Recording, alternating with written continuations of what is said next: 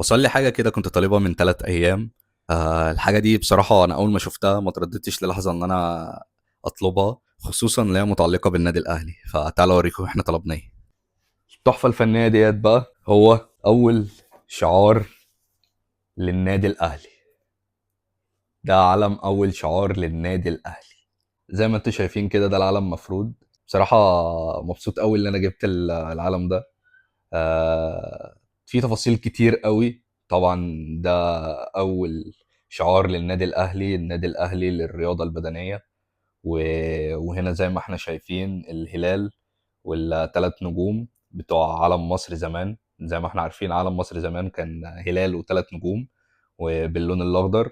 واول تي شيرت كمان للنادي الاهلي كان باللون الاخضر، كان بيلبس اللون الاخضر. فبصراحه انا مبسوط قوي ان انا جبت العلم ده لانه مرتبط بفتره زمنيه عظيمه. وزي ما احنا عارفين اصلا اول بدايه تاسيس النادي الاهلي كان اصلا متاسس مش فكره رياضه، كان فكره مقاومه للاحتلال.